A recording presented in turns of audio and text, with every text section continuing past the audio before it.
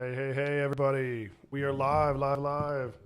Hey, I got James Holm in the building this morning. We're going to talk about mock scrapes, how important they are. We're also going to talk about how we can create these paths where you can bring that big buck by you in the fall time. You know, setting it up and almost like setting it up in an earlier time frame is better, like the perennial style. Right.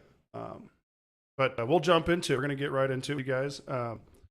What did I say? James, if you were to sit there, I ask this to everybody, I'm going to throw you on the spot at the gate. Okay. We're going to do it right at the gate. If you were to sit there and say your number one hunting skill, like when it comes to the woods, what do you do first? What's your number one thing that you're going to try to bring to the table when you go to hunt? Truthfully, I mean, you need to get boots on the ground before you do anything. You need to know your land. You need to walk the land. If you don't understand the land and how the land dictates what the animals do, then you're already behind the eight ball. You can't. You're lost already. You know, I talked about that a few weeks ago because, you know, I do some land management with different guys from all over really. Right. And it's kind of a hobby right now. I mean, Yeah. one day maybe I'll get into something more official, I guess, with it. I mean, I'm no Don Higgins or nothing, but, you know what I'm saying? But like, or Tony Pratt, but Right. it really does fascinate me. Yeah. So, you know, you were talking about, you know, like we get into these mock scrapes, we get into these perennials, we get into, you know, making linear scrapes. Yeah. You know, you get into making all these little things that do tweak a property, and you talk about boots on ground. Yeah. You know, I've had so many guys, they'll send me a photo of something, and I have nothing wrong with, you know, sending me a photo and me looking at it and going, okay, if this is where I was looking at from a different standpoint, you know, just from like an on-X view or something, you can get but it really is hard to like, because I've done pictures it all. maps don't help. Aerial photos. I mean, they give you a general idea, like you just said. Well, like topo, like the topo maps and stuff like that, they do help, but like it is hard, dude. Like that's a hard thing to do. A topo map is, in my opinion, better than an aerial photo. Yes. Because at least the topo, if you know how to read it, you know where the elevation changes are, the points, the fingers, all of that. Yep.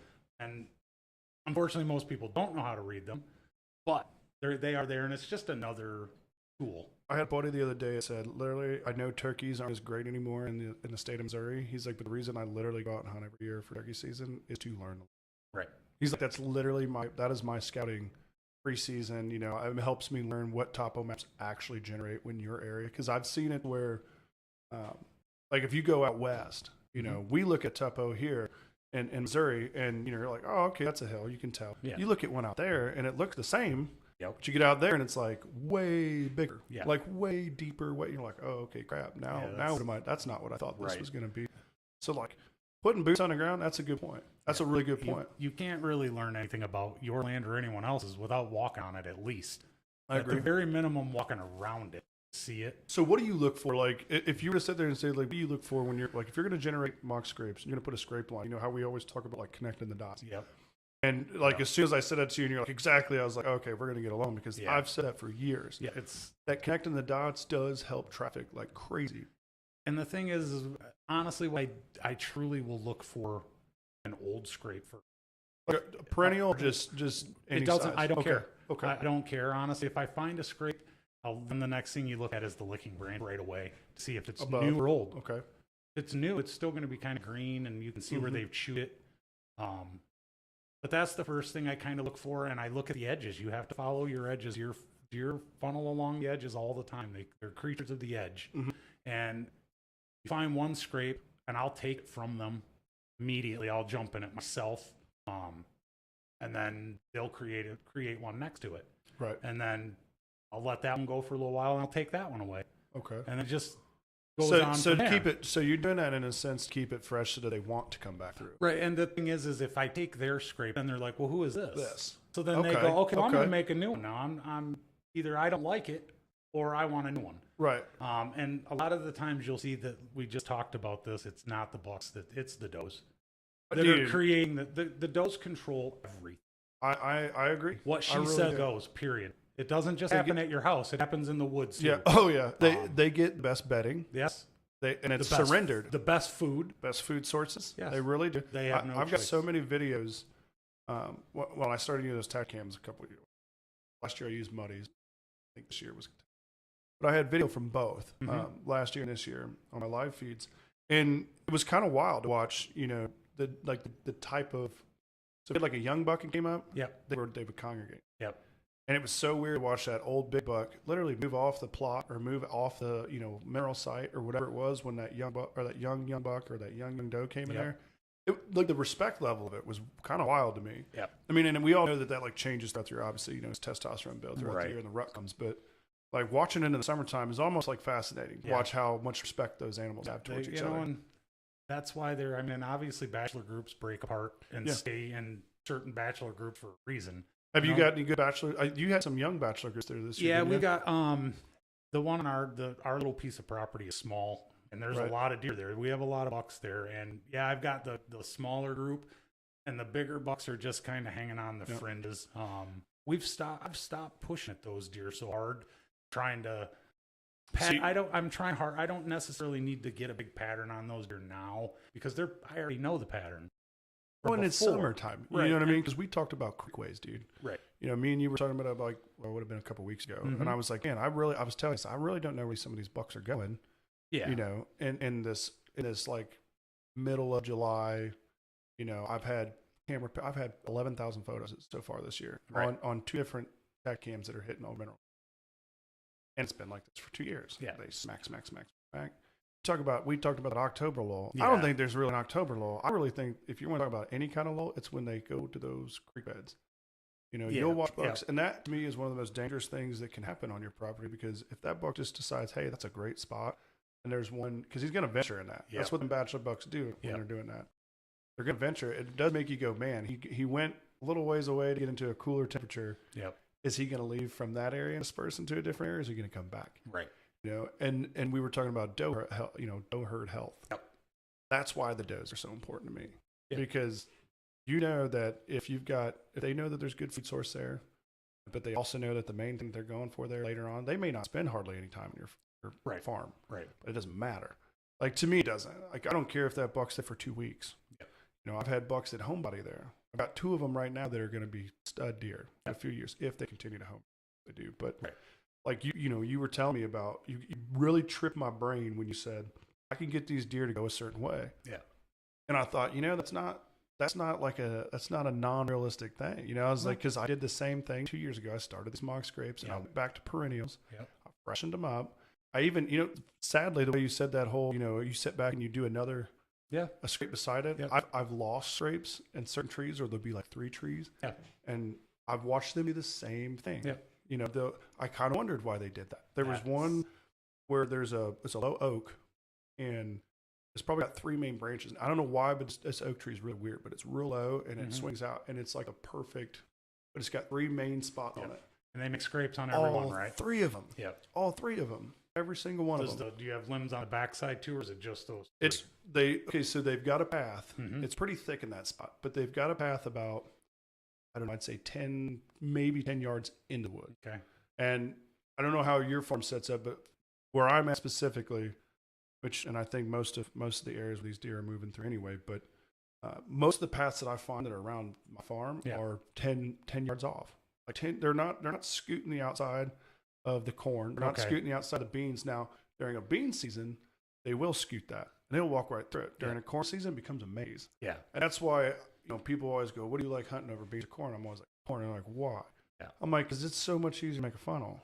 Well, and honestly, the beans, they'll wade right out into a bean That's field. What I'm saying, yeah. Eat. A cornfield, they're not going to the center. They run the edges. They'll stay on the trails. Mm-hmm. If there's a trail on the outside edge of that cornfield, that's where the deer will be.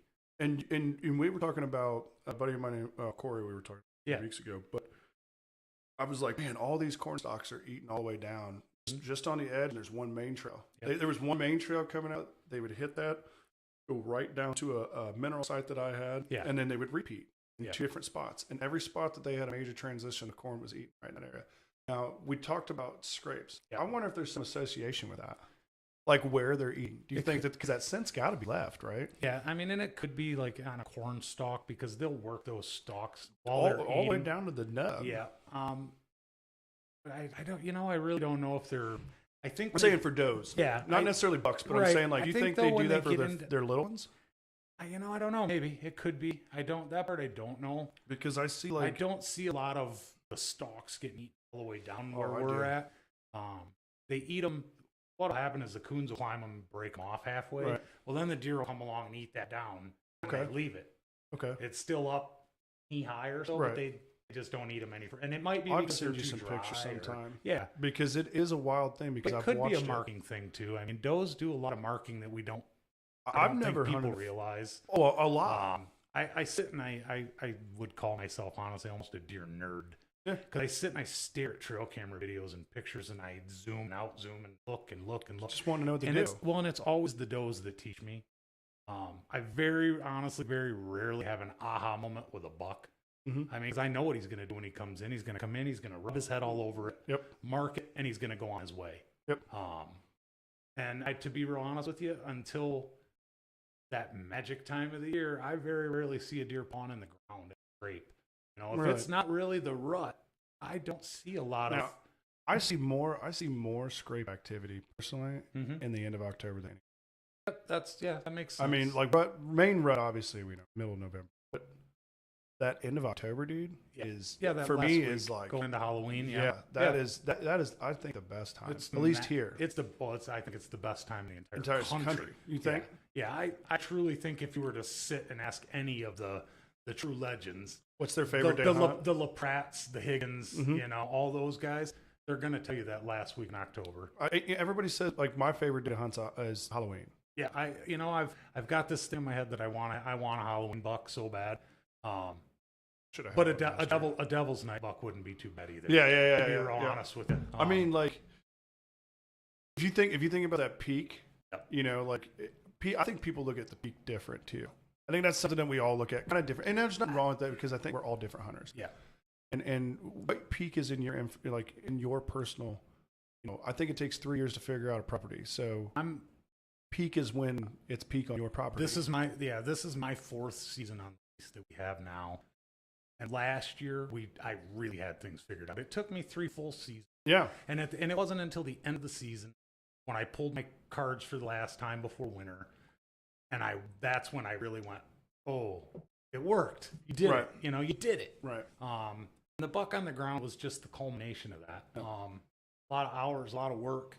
Well, it's like, you know, I showed you those 2 bucks in the other room, you know, and like I've gotten to a point in my career for hunting that, you know, I want a 5.5-year-old. Right. I mean, 4.5s are nice. Don't get me wrong. And I think, you know, I have nothing against it. I think 4.5s mature. I think that's a good age. You know, in a lot of farms, it's hard to get them to that age because you got neighbors and other people and youth season, and I'm all for all that. Yep. I think that is all beautiful. That's not something I'm trying to make sound like it's a burden. I'm simply saying, like, that 5.5, 6.5-year age, like we said earlier, you're hunting a different animal, dude. Yeah. Well, like, it's just a different altogether And if thing. you had told me this 5 years ago, I would have said you're just deer. Yeah. Well, you know, they are just deer, but they're a different kind of deer when they hit 5, 6, 7 years old. They're just a totally different. You've seen the weight difference in that rack out there for one, you know. So like when I get a bug on the ground, like last year was like a really good feeling to have that 5.5-year-old buck on the ground. You know, he wasn't the biggest one on the farm. You know, I'd had 2 others that were 160 plus. Yeah. One was 170 plus, I believe. And, you know, I chased them all year. I really did. I didn't shoot that buck till opening day of gun season. Yeah. You know, and it was kind of wild how that happened, you know, like it was a realization moment, you know, and it really wasn't even a realization moment until I got him back. We cut the racks and I felt them. Yep. You know, that may sound weird to some people, but you know, I picked up one rack and I'm like, oh man, that's a nice deer. You pick up the other one, like, holy cow, like that's what that's supposed to feel like. It really shows if you let them go. Yeah. What 1 year can do. Yep. And look, I'm not the guy that's going to say, oh, you shouldn't have shot that deer because he's only 3.5. Look, if he trips your trigger and your heart goes wham, wham, wham, let it rip. 100%. Let it, just send it. I'm good with it. Right. And I think you should never outgrow that though. Right. Because how many times have you told yourself, you're like, man, I'm not shooting nothing but a mature deer this year. You see that giant 2-year-old steps out you're like, with a big rack and you let him have it. You're like, oh man, that dude's nice. You know, shouldn't like, have done. And then after you do it, you even tell yourself, I shouldn't have done it. I shouldn't have done I think that's where I need to work. And I think we all need to work. And it's hard. even the guys that kill mega giants year in, year out, I'm sure that some of those guys walk up on some of these bucks and go, oh, he's not quite what I thought. I did it. But when you're walking up on a 150-inch buck and you go, oh, and you're disappointed, you need to recheck yourself, I think. Yeah. Look, I get it. You live in an area here where it's amazing. I mean, every year you can kill 150 if you truly want to. If you really want to, bigger here, yeah, you easily, really relatively easily. If you're good at what you do, right, and you put in homework, if you put in the work and the time and you have the place to do it, you're gonna do it. Dude, I have guys that do it on public land, dude. Right. I literally know guys that shoot big giants on public land. We just talked about the other day. I mean, there are several guys that are on Facebook now that we both know their names. Mm-hmm. You know, Dan Infalt. Dude, Dan is the man. And Cameron Deerfield. Yep. You know, these guys go on to public land every single year and they lay the hammer on some Who's your favorite hunter to watch? If you were to have a hunter that you were to like, if you sit down, you're like, man, I've learned things from that. No, if it were somebody that I had to watch on that I would pull off a TV, it would be like Tom Nelson. I don't know if I know American Archer. I don't know if I know that. You might turn me on to something new. Right. Check him out. Good. Yeah, he's subdued and he knows his stuff. He's been around a long time, and that's why. That's the type you want to learn from. And the guys like, Mike Pelletier. I've always followed him. Okay. From Hardcore Pursuit. But it's Jim Shockey. Jim Shockey. Okay, let's talk about this dude for a minute. Talk about Wild. Okay, that dude's concept for what the outdoors is. Yep. Is what makes him the hunter he is. Right. Like he truly goes out there and like he loves. He's a hunter. Like that's all it doesn't matter. And he always has been. Yep. It doesn't matter what is in front of him. Like you said, if his heart's going, like and I mean the man's killed some records now. He's got his name on every record book page for about every animal there is. Yeah. Chuck Adams. Okay. From way back, M.R. James. Sure if I know. Bow Hunting Magazine. Okay. You're gonna have to send me some of these in, and I'll send you some. I'm a big Zach Farrenball. Okay, like I don't know that name. So we talk about like people that are doing things differently, and people that are literally teaching you ways. Like that's why I started this podcast. I love being able to have somebody come in and give a new insight or some way. Go, hey, I had a problem with that deer. I've been trying to kill him 2-3 years. Man, how do I do it?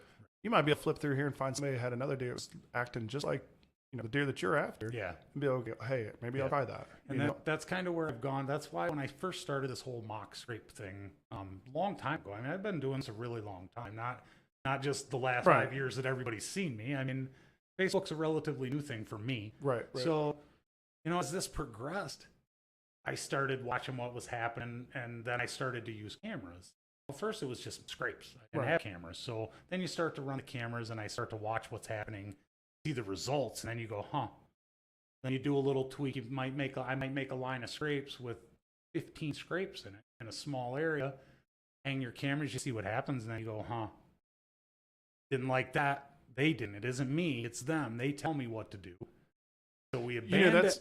You learn everything in this from the animals. They teach you what to do and what not to do. I was going to say that, like, you do. Yeah. And so as you go along, you figure things out. And then when for whatever reason, one day I looked and I had just gobs of daylight pictures of deer. And it wasn't just 2 or 3 deer. It was most of them. And it's bucks, does, all of them. And they're all in these scrapes. And I didn't think much of it at first. Well, then it became a pattern.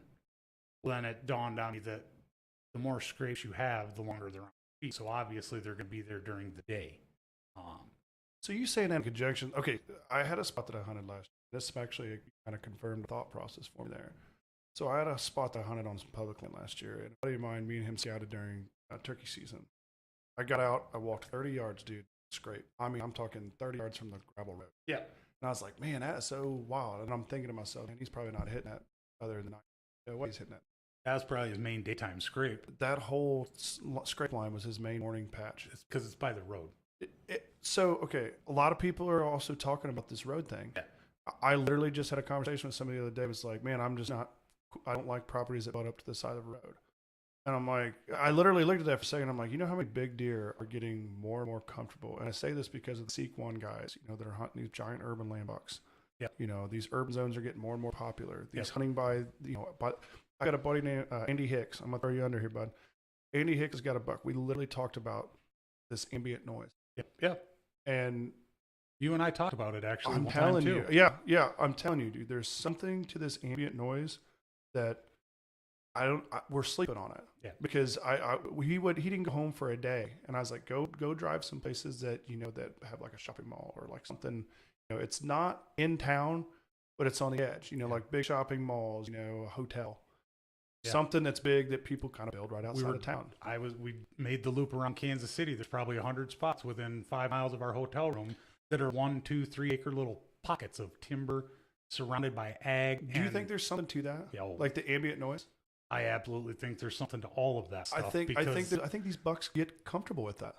I think especially in areas, we had a place in Ohio, right along 470, and that's busy. Oh, it's extremely busy. Half of the majority of the lease was on one side of the highway. Okay. And there was another little spot that we called the Bull on the other side, and there were everybody said there's no deer there. There aren't any deer there. There's nothing in there. Mowed the paths, opened up water trough, an old water trough that was in there, hung the cameras, and it wasn't. They went in and checked the cameras 2 weeks later, and there were, I can't tell you how many big bucks were on, and I mean big ones. And here's the thing with that though, so I have a friend that he hunts a lot of herbs. Yeah, and he's good at it. Like he's really good at it. And a lot of these people are like, man, that's almost like cheating. And to an extent, the only thing I can say with that is I feel like you will get away with more scent. But that's about it. I think that's about it. If you get away with anything, if you get away with any scent, I truly think it's purely coincidental, because even then in those urban settings, I think a deer knows when it's on you. Those 5 and 6 year old bucks still do not like people. They don't like that. They're very wary, and they'll move away. They may not bolt like they would in out in a cornfield or whatever, because they're going to bail right into a yard, and they know that. But they'll sneak away, I think, if you get winded. That's okay. So that's something that he specifically said. Yeah, he's watched them lay down. Oh, like literally lay down where they're at. Somebody like they're so comfortable. Told me one time that they've actually seen that, where they've laid their head right up flat and just laid there. Just literally. He's like, I had a buck that I was after. His name was Too Tall, and he literally watched that buck bed. And so like blacktail do that. Yeah. My buddy in Washington tells me, he goes, man, you're going to love hunting blacktail when you come out here, because they're like any other deer that you've ever hunted, other than coos. Coos are kind of the same way. Yeah, but they're on my bucket list. He said they're so hard to hunt. He said it's so nasty and thick, and it's no different. You come out here to the Midwest. Think about that for a second. Since we started CRP programs and all these other things, look at where some of these bucks are just literally, where they can literally just, they lay down and they disappear. That's why I think some of these big old bucks, that's key. Yeah. And so when you talk about hunting an urban zone buck, they do those things, is it easier or is it harder? You know what I mean? Like, is it easier or is it harder? Yeah, and I think in both sides. It could go both ways. I 100% agree. It could be harder some I days. give him a hard time all the time. I'm like, oh, it's so much easier. And he's like, no, it's really not. And I'm like, okay. To be 100% honest with you, I kind of like that urban, semi-city situation. I think it's a cool thing. And I like the reason I think I like it so much is because it's normally very small parcels of land. And that part I'm looking at is only 12. Right, and I'm talking small. My house, where I have my house is 2.5, Gotcha. With another 7 attached to it from a neighbor that I just got on. So less than 10 acres. You don't need it. And we hold a lot of deer there because of the improvements that we've made just on the 2 acres that we have. But again, back to that, it's taken 3 years for that to come to fruition. I really think that it's a minimum of 3. And I've been told by Tony LaPratt that it isn't. If you want it overnight, you have to make it happen overnight. Otherwise, it takes time. Right. You can go into any property with a piece of heavy equipment. Yeah. And he's good at that. And transform it immediately. Yeah. And have it right now. Because we do live in an age of instant gratification. Everybody wants everything right now. Yeah. Nobody's really willing to wait. Well, just because we change it right now, though, do you think that really would bring the attention into it? Because they got to stumble upon it first. But then they got to understand, at least with old bucks, I think you'd get a ton of young deer doing that. I'm not going to say you won't get that random old buck that comes in there and is like, man, there's nothing in here. You know what I'm saying? Yeah. I'm going to stay. Yeah. But I think, building that population, that's, for me, I think that's where we talk about that 3-year marker, or I talk about that 3-year marker all the time. And I think that's exactly where we start seeing the most improvement. Right. We've made improvements. We've done things. Now, do these deer notice it? Because we talked about that roamer buck. Yeah. And I'll tell you, I've had several good roamer bucks. I actually got 2 right now that are starting to kind of show face. I've never seen them before. Right. And we sent you that one the other day, the big forked one on that one side. He's a 3.5-year-old deer, but he's a stud. Yeah. I mean, he's going to be an amazing deer. I have no history with that deer. You do now. I do now. And he's there every single day. Do the right things and he'll be there in 2 years. Exactly. And that's what I mean by, when we do that 3 years of culmination of getting a property to where it's at. Right. And then all of a sudden that roamer comes through and he's like, dude, I'm chilling. Until something pushes me out. If your property doesn't do that, your property doesn't hold something because it's comfortable until it gets pushed out, you got to start looking at other goals and other reasons why you need that to happen on your farm. Right. And you can't sit back and just hope that the neighbors are doing the right things and keeping deer close because you keep seeing them wander back and forth. Well, if the deer are already comfortable enough to go back and forth between you and the neighbor, why not just take them from the neighbor? Keep them on your own place. And I think you can. I think you can I'm in certain positive scenarios. that you can in almost every scenario, or at least get them to spend Majority of the time. more time on your side than theirs. Well, that's what you were saying, though. You were Send saying them back to the daylight. neighbor at dark. Exactly. Don't what's your main thought? So you think numbers?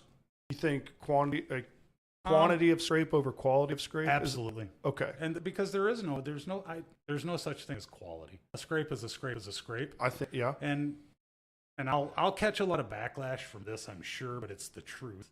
A scrape is only as good as the licking branch above it. Okay.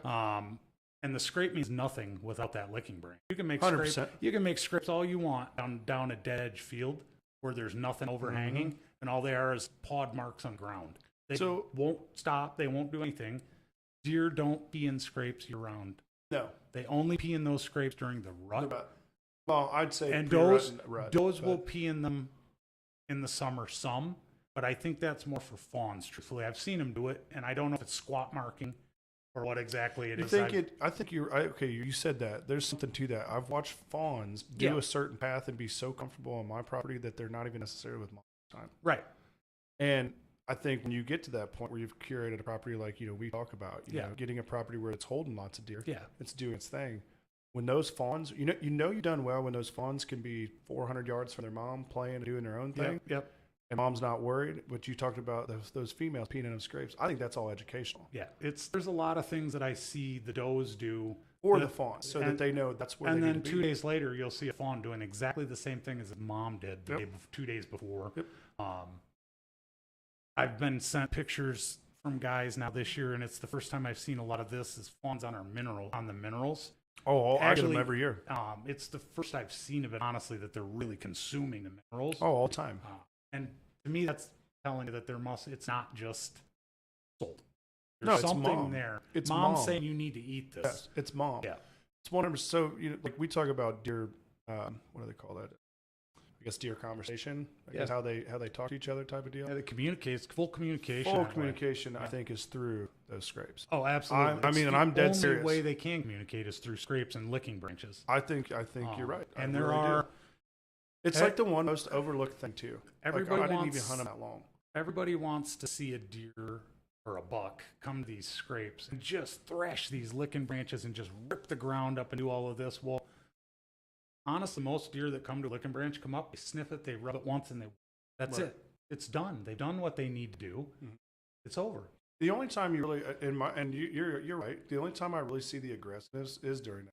There's 2 times. And a little bit in the pre-rut, but my opinion is bucks are the most aggressive 3 times during the year, and that's when they drop their velvet because they want it off, and that's all there is to that. They just want it off, and they're annoyed, and they're irritated because I'm sure it itches and whatever. Oh, yeah. So then the next time is like you just said, the pre-rut and then full-on rut. Mm-hmm. The buck I killed last year was thrashing an apple bush when I shot him. I walked down and the bush was just busted all to pieces. Right. Now, do you think? How do you feel about that secondary period, that secondary rut in December? Is it hardcore for you up there? To be 100% honest with you, I don't know that I would call it a secondary rut. Okay. I would call it a second estrus. It isn't a rut. They're not a rut. Those bucks are just chasing the does that are left. Right. And the reason it looks, I think, so spastic like a regular rut is because there's so few does that are hot. Yes. And those bucks are still hot to breed, so they're flying around like crazy again. Oh, dude, that's how I got on tongues hanging out, at the end in December, and you're like, what is this? Well, it's like turkey hunting, like you shoot that first one in opening weekend. If you shoot one in the first couple of days of turkey season, that's like honestly, I think it's like one of your best times to get quick. And then talk about a lull. I think there's a lull for a week or so, and then you get that where all the head are bred. Yep. And now they're starting to look for them. Well, that's right. That's when you see 15 toms in a field strut in the sun. So speaking about that, I had a guy was telling me today, he's like, and he shed some light on it to me for a minute. And he goes, let's talk about how these turkeys, populations decrease. And I said, well, I was like, I think one of the biggest things with it is because the hen to tom ratio to begin with. Yeah. And then people go, well, there's so much harder to hunt. Well, why would a turkey leave if he got 9 hens to breed? He's just going to call out and have you come to him. Right. He got a reason. Yeah. And so, the same thing with, bucks in that secondary rut. That's why I like going in that, because now they're super desperate. It's like that second week of turkey season where I think they're a little easier to kill. I honestly think second rut, which we call it second rut, just because of the behavior, I guess. That makes sense. I mean, and you can call it whatever. I mean, if it's but rutting it's wild. activity, for sure. It is. So I don't think it's as stern because I don't think it's as aggressive or there's as much. I don't know that. Because the energy's lower, there's less food. I mean, there's so many things that make that rut a little harder. And so, like, if you can find those food sources, dude, in the December timeframe, December 5th all the way to the 20th, you kind of said there, if you can find the food. Well, if you are putting the food sources on your own place, you already found them. You don't have to look. Well, yeah, if you could put plots there, that's that's what's better. But then you said too, you hunt a lot of public land, then you're not putting plots there because you can't. Yeah. And the states where you can bait. It's great for late season because you're going to congregate those on those corn piles. Oh yeah. Well, and the bucks are going to cruise those. So I mean, that's why I say they're so important, man. Like when I tell people that you need to put 20% of your property completely designated does, I'm dead serious. Yeah. Like you talk about having these deer up on their feet all the time, right? With tons of scrapes. Yeah. But here's the thing: they both coincide with each other at the same time because the does don't like the traffic of the bucks harassing them half the time. The bucks don't like the traffic of the does harassing them with the young in the early season. Right. And I honestly think it's mostly fawns. Oh, 100%, because rambunctious. Yeah, they're just spastic. Yeah, they're spastic. They're just having fun. They're living life. And, then you've got a mother who's almost in PTSD mode because she's got 2 babies to take care of on top of it. I've seen does that don't care. I've literally seen does that, like, don't care about their young. Like, I've seen it. And then I've seen does that are, like, super nanny. Yep, stand right over top of them all the time. Make sure I've seen does nurse all the way into October. Yep. You know what I'm saying? Yeah, like, we had one last year that was still nursing. I told somebody that, they're like, no way. I'm like, I'm dead serious. I couldn't believe she was still letting nurse. I couldn't either. And I'm not saying, and it looked like a young doe. You know what I mean? Like she didn't have spots. She was pretty old, or she looked fairly old. This doe was only letting one of the two fawns wanted to still do it. I seen a doe share. Okay, a fawn that wasn't hers because I know when she had her fawn. I seen another fawn eat off of her. She's probably abandoned, or the mother was dead. Maybe somebody hit her car, shot her, or whatever. Now I didn't know that was a thing. Yeah, Dr. Deere has said it a couple of times. I've read it. A lot of the biologists say that they'll pick them up if they're abandoned. That goes back to the respect of that animal, man. They know that they need to do something to keep the herd alive. Right. And again, it's the does that know. Those bucks will fight themselves to death. We've seen it. You see every year they lose 30% of their body weight. Yep. My buck I killed Asher, I skinned him. There's no fat on him. He run it all off. He was awesome. Really. Yep. No fat. He might have had a pound. I've got a couple bucks this year. There's one in particular. He's a giant. And he's the biggest body I've seen. He was big when he was a 3-year-old, man. Yeah. Like I got a video I'll show you after this where I had him at like 6-7 yards, and I thought he was a calf. I really thought it was like a young steer coming through because the neighbors had cattle. I didn't see his headgear. I just seen him, and I was like, "Holy cow!" That's like, dang it! I was gonna pull back on that and see. And then he got underneath me. I was like, "Oh man, that is a deer." I mean, the light was dwindling and everything. It was pretty much dark. So I didn't have a shot anyway, but so I filmed it. But I'm glad I did because he's a giant. Good. And he's one of those deer that, we were talking about that whole giving him reason, to come back. Yeah. Like he comes back every October. And people get upset when they're like, man, I just don't got a ton of history. I don't even think you need history. You just got to have the place they want at the right time. The only real history I have with any of my deer on my place is pictures. Well, yeah. Because I'm terrible at shed hunting. And in my opinion, the guys that do the most shed hunting and walk looking for sheds are the killers. They know their land the best. They walk it the most. Again, back to these guys that Dan Infall, Cameron Deerfield. These guys are constantly wearing out shoes, tearing their boots up, looking for sheds, looking for bucks, looking for bedding. They don't quit, and they're teaching people, nobody's listening. You have to work hard to get what you want. Stuff doesn't drop in your lap. No. We have to continue to work to improve. Period. I can come to Missouri all I want and hunt here and kill deer, but I'm just killing deer at that point. If I come here though and I put in some work and really put in the time, I'm gonna kill even better deer. Well, yeah, I mean, and I think it's location. It's everywhere you go though is the same. You have to earn it to get it. These big bucks buck I killed last year was 4.5. Where I live, if they make it to 3.5, they're lucky. So 4.5 is truly a mature deer for us.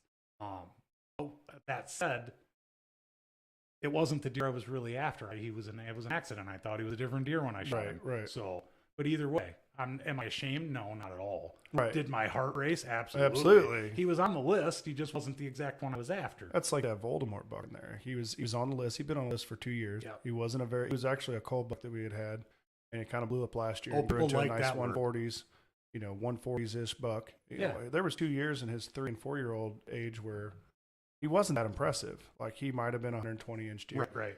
Dude, he was the meanest deer on the whole property. Bully buck. Oh, huge bully buck. Yeah. He was big. He was tough. I mean, his nose was crushed in from fighting the past season. Yeah. Like he was the ugliest deer I ever shot. Awesome. But he was the coolest deer at the same time. Yeah. And I had more respect for that 5.5-year-old warrior than I've had for any other deer I've shot. I've got bigger deer that I've shot, but that thing was just getting into that. Like I said, getting into that 5.5 age made me feel like I did what I needed to do as a management person. Right. And I think that's where I'm at. Like I like the management side of it. I think that it's very beneficial, not just for me but you want to hunt big deer, you gotta work for it. Right. Like you said, you gotta put in the work. Well, Plots. You want to kill big deer. Scrapes. You can't kill big deer when you're killing when they're small. No. I mean, there's no way around that. I mean, and I'm not, like I said before, we talked about this. I'm not a big buck killer. Right. I'm not that guy. Am I getting better? Yeah. Are my decisions making it easier for me to take bigger bucks? Yep, they are. But I've moved to that point in my hunting career where, I love to see the little bucks come, and I like to watch them and do all of that, but I don't necessarily want to knock them on the ground either. Right. And I think that's all about your management too. Right. But the thing is, in that very next breath, my wife can stand in that same buck and go under her, and if she puts him on the ground, I'm going to be as excited for her as I would be if I killed a 150-inch buck. Right. And that's the goal this year, is to put her behind a big set of antlers. So that's my goal with my oldest right now. She's actually after that bully 9, and it's gonna be tough. I told her, I was like, you got pretty much till October to kill that thing, because if he steps out in front of me, it's gonna be hard. I was like, I love you, but it's gonna be hard to turn that dude down. That's 160-inch, like 9 point. I mean, it's huge. I'm telling you, he's probably about that wide. Probably about that. Tall. Oh, he's huge and mass. He's got a ton of mass. He's what you want. I think he's already broke a brow tine. Yeah. I don't know how or what he did to break it. Wow. But I'm pretty sure he's already broke a brow tine. I've got pictures of that deer on my farm, and then 2 weeks later with that brow missing on another farm that I hunt close to it. But, right. I mean, it's, you were talking about, what gets you excited, what gets you happy, and like that's like the biggest thing I think in hunting. It's street therapy. You go out there to get away. Yeah. You go out there to set yourself right. Like Fred Bear always said, go to the woods with a good heart and a clear thought process that'll cleanse your soul. Exactly. And there's so much to be said with that, because we got so much turmoil that goes on in this world to begin with. So to get kids, to get other people out there, to get your wife, to get people to understand what this is. It's not just hunting, dude. No. It's giving back. It's creating healthy herd. It's keeping things from CWD. It's figuring out what you need to do to help the environment around you. I mean, we're natural. Like, we're an infestation most of the time, us as human beings. Right. And we don't care what we destroy in a way. We really don't. We don't we really don't. care. Clearly we don't. We Look don't. At the world. Look at the world. I mean, we don't care what we destroy on our path. Right. And, I think you got to have growth. That's how growth happens. Obviously we understand that, but, there's certain things like hunting that's all you got to do. Like, all you got to do is be right management, give back to what you're doing. And if you shoot that 110, 120-inch deer and it gives you the utmost respect and happiness, good for you. Good for you. Great. I'm glad. Like 100%. Like, I almost envy that you're okay. With. It's not that I'm not okay with it. It's I have a different respect level, I guess, now for age. Right. And like, if I like that guy, that he was a 5.5-year-old 140-inch buck. Yeah. Like that's not to me here. That's not a giant. No, Like 148, right, that's a good deer. That's just a good deer. Almost average, truly. Right. Almost average out here. Like it most definitely is pretty much average out here. And but I'm proud of that because you know what? That was a 5.5. You look at the skull difference in that deer, and it's insane. Well, I've seen a couple of pictures lately floating around that yearling buck standing next to a 5.5-year-old buck in a field in a food plot. Meat hunters cannot argue that picture. No, that's a 300-pound deer versus a 100-pound deer. I mean, so you can't have the argument about I'm filling my freezer. Okay, you're quarter filling your freezer. That deer's filling it. Yep. And but again, we're back to that. If it makes your heart pound, let it rip. And I think as we go on, and whatever hunting career that you do have, I think as we go on, we kind of curate ourselves as much as we curate our properties to what we expect. And I don't have a high expectation. I tell people that all the time. They're like, "What do you mean you don't have a high expectation for your property?" And I'm like, "I don't really have a high expectation. My expectation is healthy. Like that's yeah. And if I've got healthy does, healthy fawns, guess what's going to be there in the fall? You have big healthy bucks, right? And creating different spaces to where, like specifically on the farm that I hunt, majority of my parents, I'm fortunate enough to hunt that farm out there. It's an amazing farm out there. It's set up so well for it's only 130 acres on that area. And most people are like, man, that's quite a bit of ground. I mean, it is, but it isn't at the same time. Right. But how that property sets up is so perfect. I'll have 3 different mature bucks on that property, and people are like, you're crazy. I'm like, no, I'm not. I'm telling you, I'll have 3 different mature bucks. They'll keep to themselves, but they branch off away from each other. Yep. My farm's a hub. Like it, and I've noticed that because I had proof of it a week ago. You know, when I sent you those photos of that giant, I was like, he was literally on my farm, and he hubbed off one end of it. Yep. That's what they're doing. Yeah. And so at first I was like kind of upset about it because I'm like, man, how do I get these deer to stay? And it wasn't that they weren't staying because they were staying. Right. They just weren't hitting sites in the middle of my farm because they were having too much fun going out. They were still on the farm. Right. And every once in a while I'd hit them at night. Mm-hmm. So that's when they started hitting them at night, that's when I know that they're starting to kind of get into that regular, okay, I'm taking this part of the farm. I'm taking this part of the farm. Mm-hmm. And it's exciting. But like that to me makes me feel like, it makes me feel like I'm doing what I need to be doing. Right. That's healthy management in my opinion. You can have 3 mature bucks share an area and they're not necessarily going after each other. It's almost a respect level on that farm versus I want the whole farm. And there is those bully bucks that want the whole farm. You run into that big 9 like you have, and he wants the whole place. He wants the whole place. Right. And then those bucks normally run into the next bully buck that takes him out. That's when you see him fight to the death. And I've seen there's a buck, not just the bully 9, we were talking about that Voldemort buck. That deer would fight every single deer in the field. Yeah. I'm talking from fawn to, he'd try to fight everything. He'd rush them out. He didn't like nobody around him. Really? He was just he just did not, he didn't even like anybody eating next to him. This wasn't a very he was just not deer? No, he wasn't. He wasn't sociable. I don't know if it's because he was a nice framey buck. I don't know if it was because, in his youth, like I had another buck that was like that. But he was the opposite. He was afraid of it. Right. So when a deer would come to the field, dude, he was like, oh man, it didn't matter if it was it didn't matter if it was a basket rack. It didn't. If it was another buck, he was like, and he was way big. Yeah. He's like, nah, I'm just not. Yeah, and I think there's a lot of deer that just don't want to fight. Do you think it's because it's always the big ones that don't want to? I think they just know they're going to breed anyway. I truly think they just are going to breed without fighting. Do you think that they get pushed around as a young buck and that makes them not want to fight when they're older? No, honestly, I think they fight so much when they're young. They figured out that they don't have to because they're going to get a doe anyway, and they don't got to get their butt whooped and get chased off. They watch.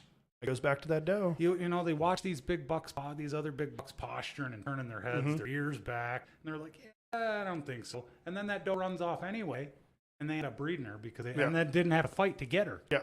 The bully didn't get her anyway. Yeah. So it's a temperamental. I mean, like I think certain. What's funny though? It kind of correlates with that roamer buck. I think the roamer bucks are the most aggressive bucks, in my opinion. Well, I think so too. I think the homebody buck. Yeah. They're out looking for it. I mean, some of them bucks, dude. I feel like they don't even care about certain does. They just like knowing that they could run another buck off of that. I think honestly too. Think about when you were a teenager. You'd drive to another town to get in a fight. Yeah, I mean, yeah, because you were bad in your town. So I'm going over here. I want a girl from that. I'm gonna whoop on these guys. Yeah, same thing, really. Teenagers. Do you think? Yeah, I think so. I mean, so what do you think about the 5.5-year-old real mature bucks that get in there that are? I feel like 5.5. They're not necessarily. I don't think those bucks are temporarily. I don't think those bucks roam as far either. I don't think so. I don't think, and I'm probably going to get crucified for this, but I think that from what I see and what I read, I just don't hear guys saying, "Oh, I had this 6.5-year-old buck just show up out of nowhere." It's rare. I mean, and when it happens, you're like, "Oh, he's a giant," Yeah. and it's probably because somebody's run him off another farm, in my opinion. Okay. And it's probably wrong, but that's my opinion. I know a guy it's kind of he talks about it's a good watch. I'll have to look it up and I'll send it to you. But he said that some of these old bucks get in such a seclusion.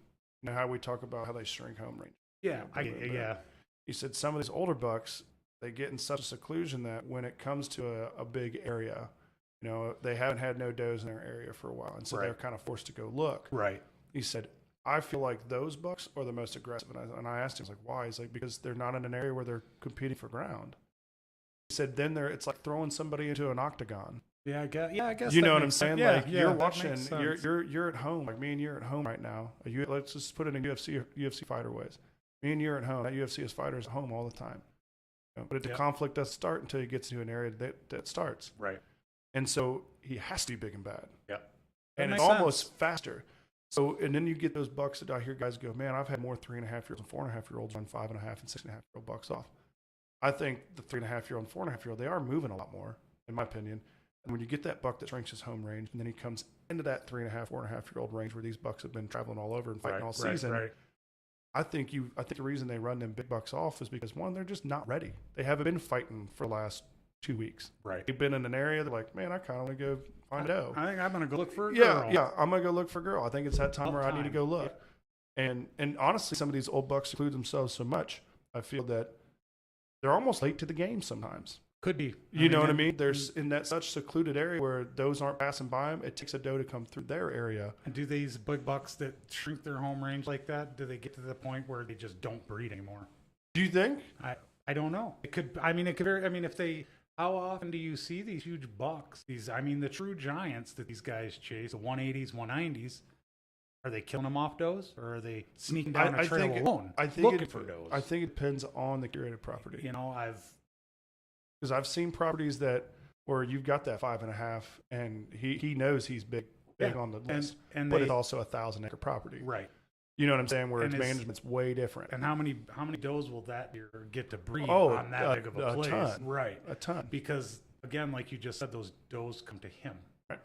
Well, we talk about small properties. I talk about it all the time, and I think, well, at least for me, when you talk about 1,000 acres, and I think it makes it a great environment because yes, you can hold bigger bucks. Yeah. You got all the land. You got all the land to do. Yeah. He wants to sit over there.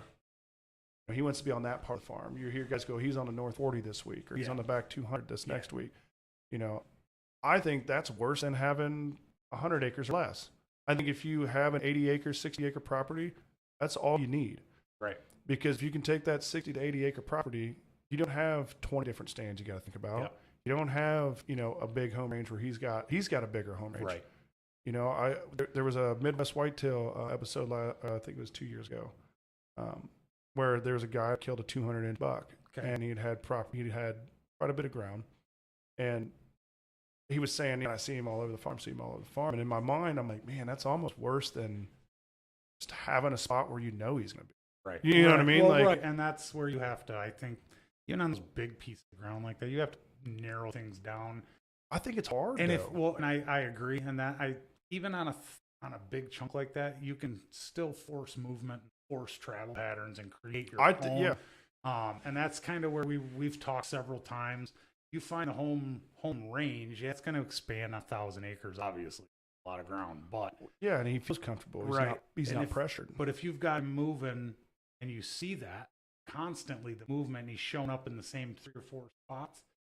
Well, he's created his own hub. Now I've seen him over there 3 times. Now he's over on that North 40 this week. Well, that might only be 40 acres away from the other that he was on, and now he's created his own little. Do you think that's because does move to try to find better bedding? I think a lot of that. A lot of that's what pushes big bucks. I think in the summer when they transition like that, I think the does push them out. When the does drop fawns, obviously they drive everybody. Until they're done with that, until they're done fawning, nobody's allowed around. Yep. And again, like you said, they get the best cover, the best fawning area. Oh, I've watched those run bucks off. Yeah. Oh yeah. Oh, I've got it on my Tacticam vids, like watching does like stomp a buck away, like get out of here. Yeah. It's usually younger bucks, but I think at that point is when you start to realize when you see them moving around a property like that, and it becomes even more pronounced on the small acreages. Ours is 37 acres, I guess. And it's, again, like I've told you before, it sets up like the perfect storm. Got huge around us, and our property is the pinch. We're the funnel.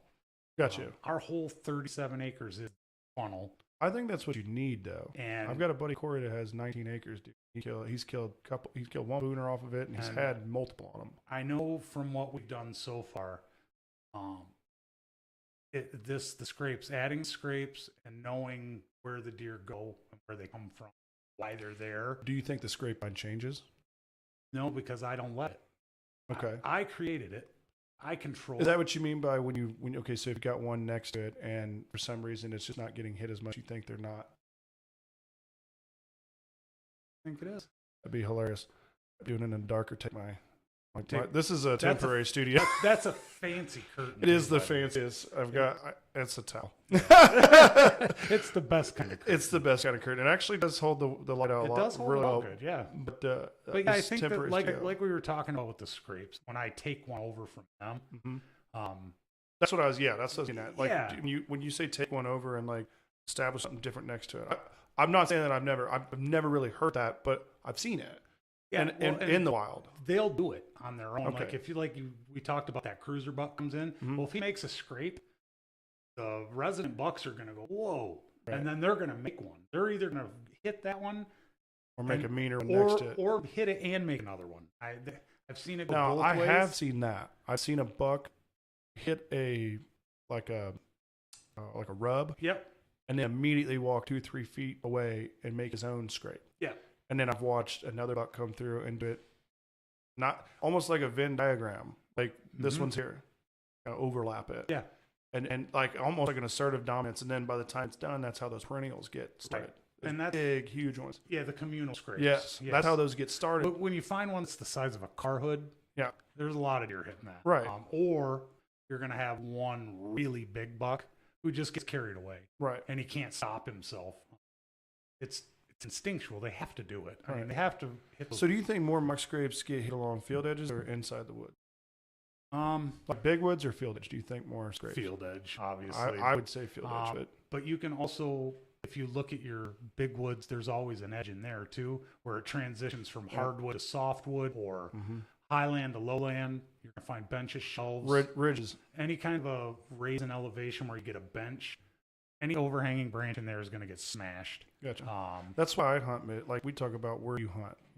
Okay, well I hunt all over. Logging roads. I hunt all over. You know, I mean, around here I see these big valleys, and I know they log. Yeah. You know, so you find logging roads through the woods.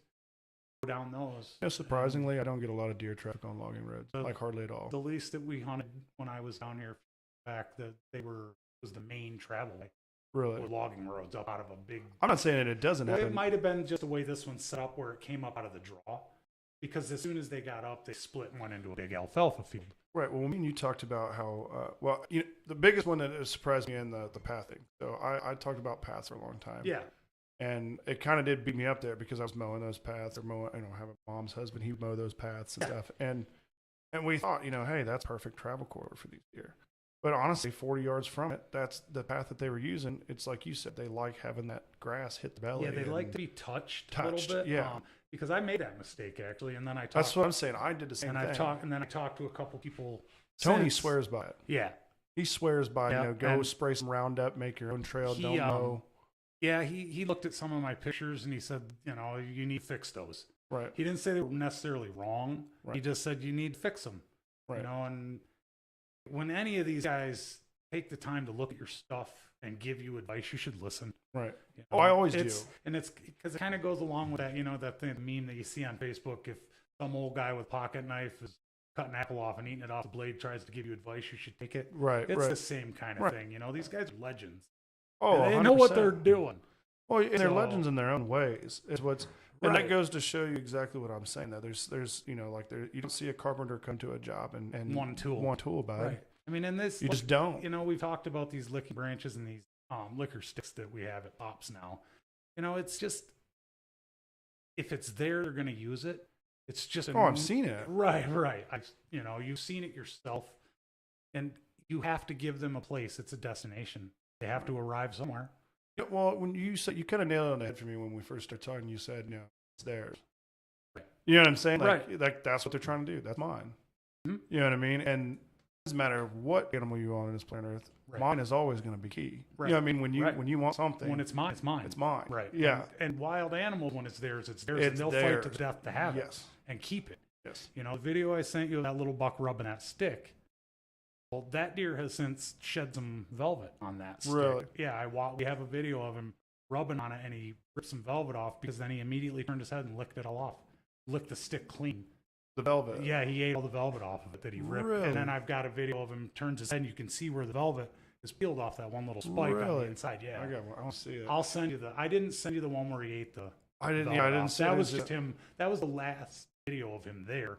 He spent at the end of the year. We need to make a how like they do like all the does getting shot on one thing. We need to do just one with nothing but like just tons of different deer hitting these things. Yeah, we can do it. I think it'd be fun. We've got a lot of stuff coming. I mean, I've got a lot of pictures. So I've got a really cool app next week. Like, I kind of wish you were going to be able to be here next week because I'm doing a kind of like a little class. It's not really a class. You don't have to pay nothing for it, nothing like that. It's just like tools I use for editing and different things like that, and just different programs. I'll send you some of the stuff that I use. But when you're making those little videos and snippets, they're just so much easier to do it on some of these platforms. Yeah. I mean, you pay a little bit for them throughout the year, but they just save you so much time. And if you're going to be doing this, they look cleaner at the end. And they do, and they do, good. They do. And that's what it's all about, honestly. With and they do the graphics for it for the most part. You know, you plug and play in different things, and then like.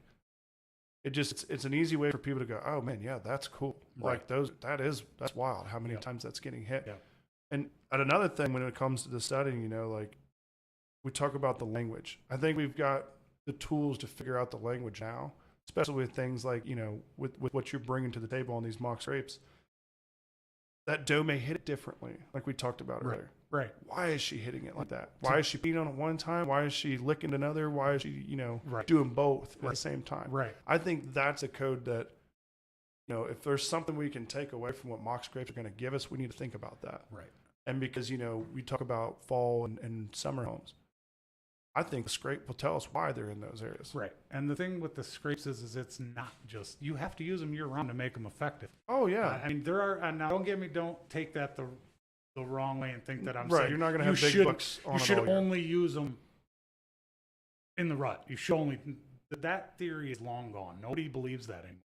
Because now everybody knows that scrapes are communal and that's how they communicate year round. When we started talking about perennials and watching how, you know, how serious those are, hunting over some of these perennials, not necessarily for, you know, shooting big bucks during the rut, but mainly just inventory and understanding what it is that why what deer are welcome. Well, and that's another thing that I've seen. Patterning.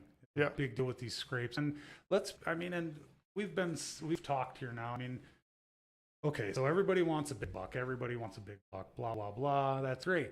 It's true, but when you take this kind of information that we're talking about right now and you focus that to the average deer hunter who is still that guy that's happy to knock down that basket rack 8-point every single year, doesn't care, or a 10-point, hey, I got a big 10-point, and he shows you and it's this big and you're like, and to him it's the biggest buck in the world. Yeah.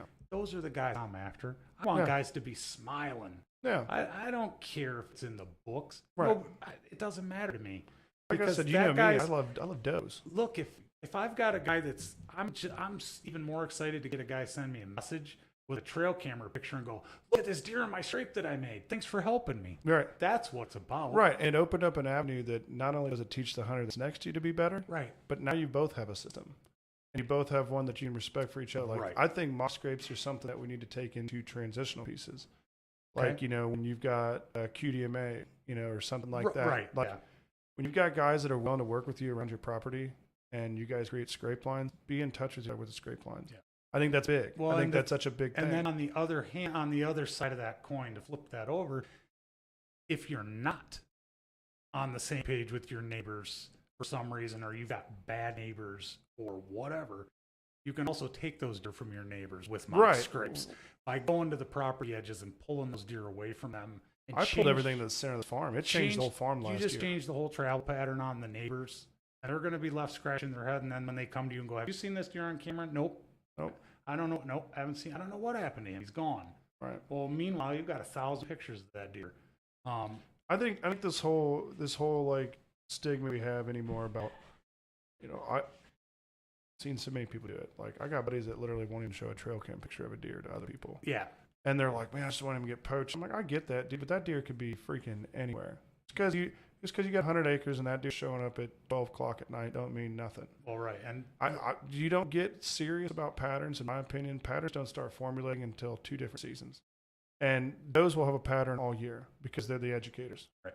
They are. From birth, they're the educators. Right. They're the most important thing. This is good bedding. This is bad bedding. When you get to 3.5 years old, you're not allowed in this bedding anymore. Right.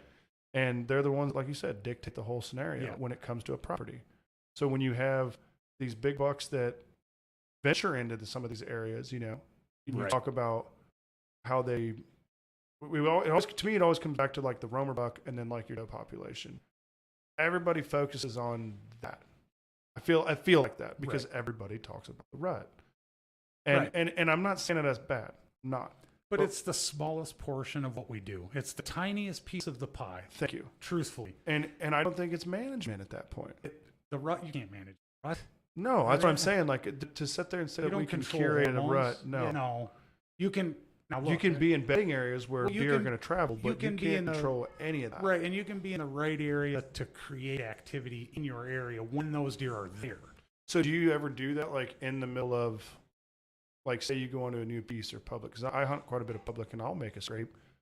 I'll sit there sometimes on a main trail, and I'll turn around and I'll scratch my boot across the ground and tear it up a little bit in front of me and break the branches, and just about any deer that comes through there, whether it's doe or buck, they start using it within a week. Yeah, it's hours normally. If the deer wanders by, they're going to hit it. They're going to hit it. Now, here's another thing that's controversial with people. Do you pee in your scrapes? Yes. Okay. But what time of the year do you do it? All the time. All the time. Year round. You do it year round. Year round. Okay. I was curious because something I've always been told to do during the always do it. But I mean, look, if I've got to pee, I don't pee. Right. Just like a deer. Right. No, right. 100%. And the thing with deer pee is it's just pee.